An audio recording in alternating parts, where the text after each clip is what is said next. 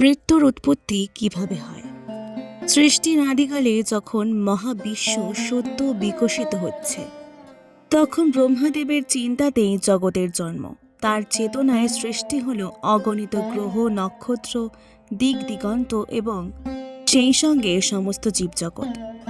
ব্রহ্মা যখন জীবকুল সৃষ্টি করেন, তখন সেই সৃষ্টিতে এক অনন্য বৈশিষ্ট্য ছিল। মৃত্যু বলে কিছুই ছিল না। জীব জন্মাতো, বড় হতো, বৃদ্ধি পেত, কিন্তু কখনোই তার অবসান ঘটতো না। কোনো প্রাণী, কোনো মানব, কোনো কীটপতঙ্গ কারোর জন্যই মৃত্যু নির্ধারিত ছিল না।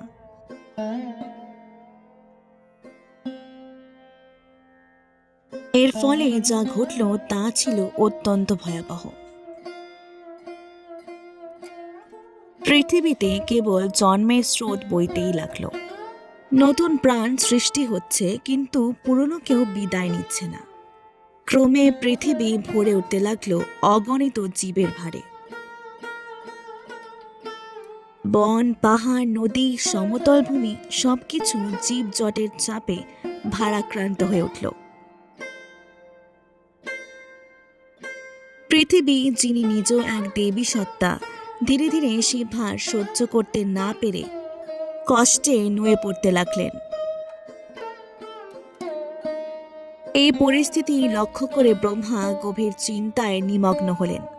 তিনি উপলব্ধি করলেন, সৃষ্টির ধারাবাহিকতা বজায় রাখতে হলে কেবল জন্মই যথেষ্ট নয়। প্রয়োজন নিয়ন্ত্রণ, প্রয়োজন ভারসাম্য। তখনই তিনি এক মহান সত্তার সৃষ্টি করলেন, স্বয়ম্ভব নামক এক মনু। স্বয়ম্ভব মনুই হলেন মানবজাতির আদি পূর্বপুরুষ, ধর্ম ও নিয়মের প্রথম প্রবর্তক।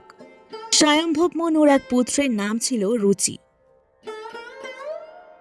রুচি ছিলেন অত্যন্ত শক্তিশালী, ধর্মপরায়ণ ও কর্তব্যনিষ্ঠ। তার 7টি পুত্র জন্মগ্রহণ করেন। তারা প্রত্যেকেই ছিলেন যোগ্য, বলবান ও শাসন ক্ষমতা সম্পন্ন। রুচি তার 7 পুত্রকে সৃষ্টি জগতের 7টি দ্বীপের অধিকার প্রদান করেন,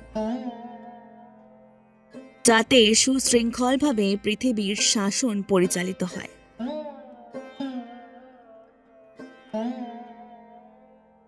এই 7 পুত্রের মধ্যে জ্যেষ্ঠ পুত্র অধিকার লাভ করেন জম্বুদ্বীপ, যা ছিল সর্বশ্রেষ্ঠ, সর্ববৃহৎ ও সবচেয়ে গুরুত্বপূর্ণ দ্বীপ। আর রুচির আরেক পুত্র ভরত অধিকার পান প্লক্ষদ্বীপ।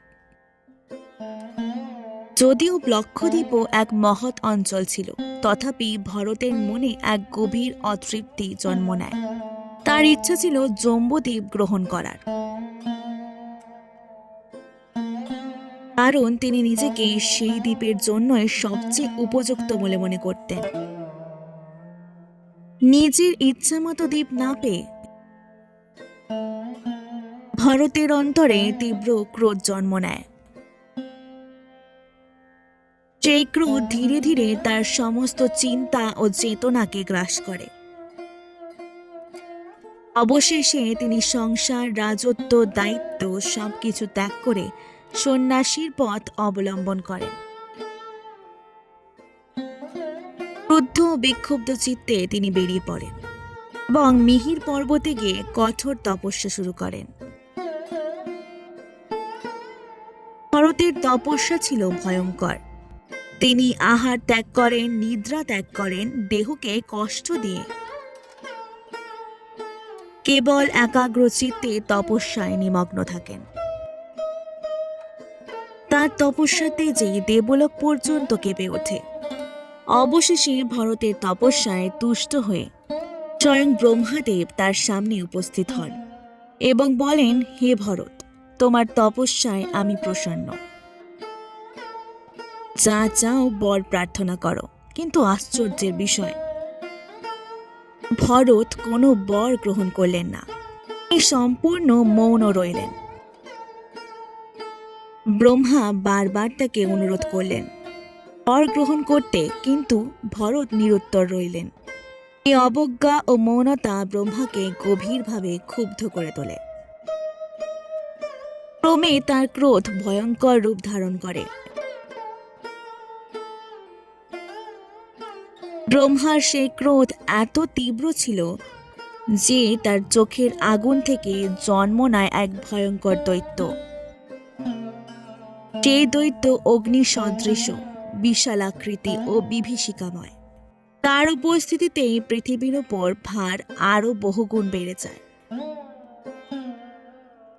দৈত্যের পদচারণায় পৃথিবী কেঁপে উঠতে থাকে, দিক বিদিক অস্থির হয়ে ওঠে। তো ভার ও অশান্তি সহ্য করতে না পেরে পৃথিবী দেবী অবশেষে স্বয়ং ব্রহ্মার কাছে উপস্থিত হন। তিনি করুণ স্বরে তার ভার লাঘব করার জন্য মিনতি জানান। পৃথিবীর সেই আকুতি ব্রহ্মাকে আবার চিন্তায় ফেলে দেয়। তিনি উপলব্ধি করেন এই সংকটের সমাধান তার একার পক্ষে সম্ভব নয়। তখন ব্রহ্মা চলে যান ভগবতীর কাছে। গভীর চিন্তায় নিমগ্ন ব্রহ্মার কপালে ঘাম জমে ওঠে। সেই ঘাম ভূমিতে পতিত হতেই এক মহাভয়ঙ্কর সত্তার জন্ম হয়। তিনি হলেন মৃত্যু। জন্মগ্রহণ করা মাত্রই সেই ভয়ঙ্কর মৃত্যু ব্রহ্মার দিকে তাকিয়ে গর্জে ওঠে এবং বলে, আজই আমি সমস্ত জীবকুলকে নিধন করব। তার ভয়াল রূপ, রক্তলাল চক্ষু ও হিংস্র কণ্ঠে সমস্ত দিক আতঙ্কিত হয়ে ওঠে। কিন্তু ব্রহ্মা সেই দৃশ্য দেখে ভীত হননি, বরং তিনি হেসে মৃত্যুকে বলেন, ক্রোধ সংবরণ করো। তোমার কাজ ধ্বংস নয়, তোমার কাজ নিয়ন্ত্রণ।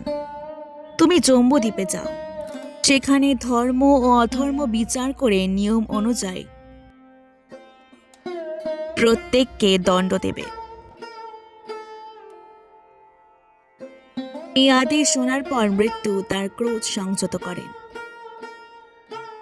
এবং ব্রহ্মার আদেশ পালন করতে সম্মত হন।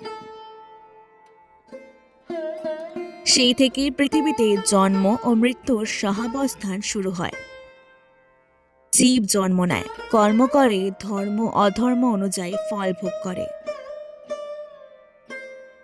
এবং নির্দিষ্ট সময় শেষে মৃত্যুবরণ করে। এই নিয়মই সৃষ্টির ভারসাম্য রক্ষা করে, পৃথিবীর বোঝা হ্রাস করে এবং জীবনকে অর্থবহ করে তোলে। এইভাবে পৌরাণিক মতে মৃত্যুর উৎপত্তি হয়, যা ধ্বংস নয়, বরং সৃষ্টির একটি অপরিহার্য অঙ্গ।